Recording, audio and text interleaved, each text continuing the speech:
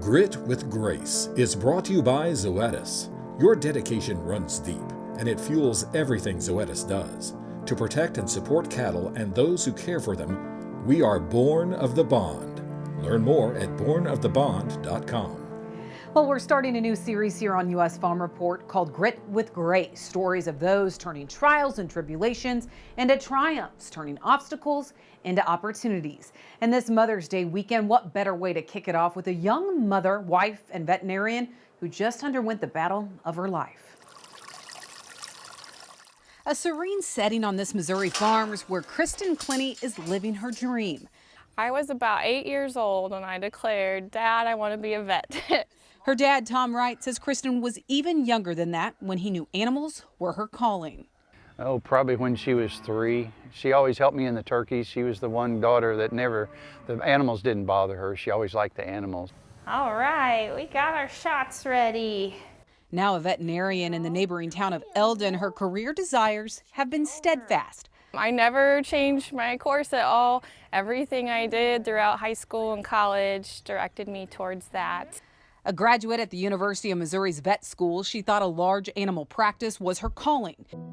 But that changed when Kristen and her husband John had a chance to move back to her family's farm. As we moved back home, we had just started our family. We had a son, and definitely my role on the farm changed, as well as my role in my career, where being a small animal veterinarian and kind of having more controlled hours did work a lot better for our family. Family first, Kristen is now a mom. Can you come here to Mommy? Who just went through the fight of her life. In January of 2020, I randomly felt a lump in my neck that I knew was something odd as soon as I felt it. I knew it wasn't right. Over the next few weeks, Kristen said it was a whirlwind of doctor's appointments, biopsies, and ultrasounds. And unfortunately, I found out that I did have thyroid cancer. Coping with the news, within 5 days, Kristen underwent surgery. We were under the impression my tumor was small. They caught it early. I'd have one surgery and that would be the end of it. But it wasn't. We got the bad news that although my tumor was small, it was rather mighty, so to speak, and it had spread, and I would be needing a second surgery as well as radiation therapy. Radiation that crippled her ability to be around anyone. Jeb was 3, so it was very difficult. Or anything, including her animals. When did you almost hit a breaking point? I think when we found out it was worse, initially they said, we're going to take your whole thyroid, and I was on board for that. But then he changed his mind and said, we're going to do half your thyroid. They've come out with new recommendations. I said, I don't feel comfortable with this, because what I originally felt was a lymph node. So I knew it had spread. I knew it had. The one surgery that turned into 2, and radiation to try to get it all. And so to hear that news, it kind of knocked the wind out of my sail. And I thought, why didn't I fight harder? I think she's always seen animals heal. That was one of Kristen's problems, probably, is that she understood the medical part of it. Animals and humans aren't a lot different. She knew what was happening. A medical battle that came with a mountain of obstacles, as the one who's usually doing the healing couldn't do the healing herself. And then that was the first time John broke down too through it all, was because he knew he was losing his job, and he felt he was letting me down. Like our whole world just felt like it was crashing around us. At a time when the country was shutting down, so was she. And there were days I wanted to give up. Both mentally and physically. Well, come to find out, I was reacting really bad to my medication, and my kidneys were shutting down, and that's why I felt so terrible. Simple things on the farm, at the vet clinic. Hi, Grit. It's okay, bud. And even at home. I can hold you. She was too weak to even do.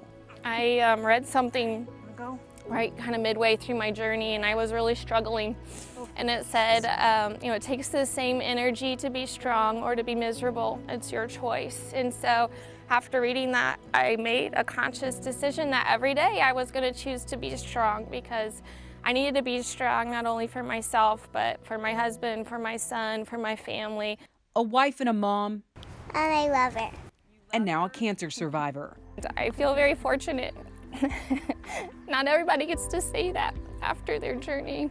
A year-long journey that took grit and grace. I know that, like, through the love of my family, through my faith, I can get through anything. And really it is not giving up.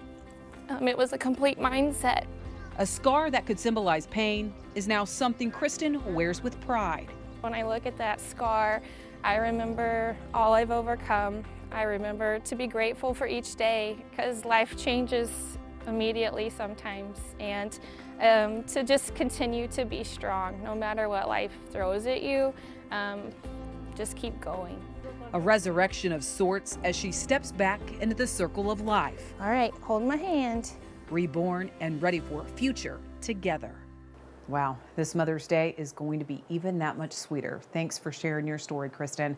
All right, when we come back, John Phipps. A right to repair update. Over 10,000 years ago, mankind first domesticated cattle. At this exact same time, cattle domesticated us. Our two species have worked together and taken care of each other for centuries. Zoetis is today's advanced answer to that ancient bond. We help make it stronger, healthier, more robust. We are born of the bond.